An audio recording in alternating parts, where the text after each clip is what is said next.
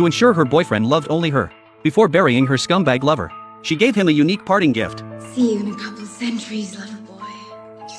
After a heartfelt farewell, the woman reluctantly closed the lid, then sealed the coffin with iron chains, sending it 100 meters underground. Centuries passed in the blink of an eye. The once quaint town had transformed into a modern port, yet the woman still lived on, for she was an immortal witch, just as she had long forgotten her scoundrel.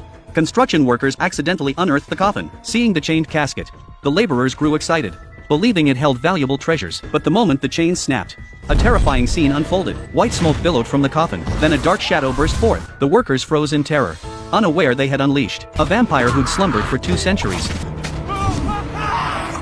I am terribly sorry. Cannot imagine how thirsty I am. After replenishing his strength, Klaus followed hazy memories to the estate he'd called home 2 centuries prior. He found it still brightly lit. 2 children sat on the sofa inside. Seeing the strange intruder, the older sister felt puzzled, while the younger brother was stunned to discover the man before them looked exactly like the ancestor in the portrait on the wall. Klaus was heartened that his descendants still remembered him. Just then, the current mistress of the estate appeared. Seeing Klaus in his bizarre attire, Jonah grew wary, suspecting him of being an imposter. To prove his identity, Klaus declared his intimate knowledge of the building, familiar with every hidden secret within. He then pressed a concealed switch, and a wooden door slowly swung open. Inside lay Jonah's childhood toys. Klein never imagined his meticulously crafted secret chamber would be mistaken by Jonah as a storage room, yet this alone failed to convince Jonah of Klein's identity. To prove himself once more, Klein used his cane to activate a hidden mechanism on the floor. Suddenly, the mural on the wall began to shift, revealing a secret passageway leading to the basement. I am Collins. Jonah tensed instantly, for legend claimed the ancient ancestor was a vampire, but Jonah had overthought it. For Klins would never harm his own descendants. He led Jonah into the passage sealed for 2 centuries. Inside lay mountains of gold and silver treasures. Klins declared these riches were his legacy for posterity. Money truly does solve everything. Jonah instantly dropped her guard, and struck a deal with Klins. Welcome home, Collins.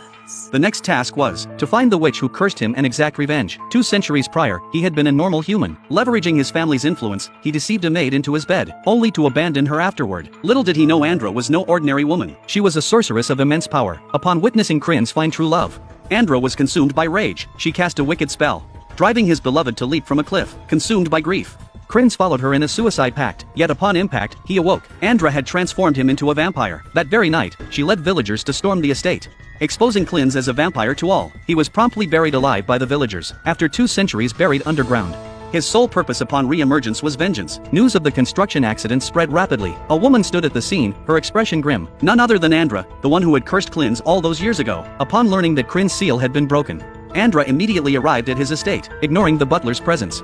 She barged straight into the manor. To Krin's surprise, Andra had come seeking him out.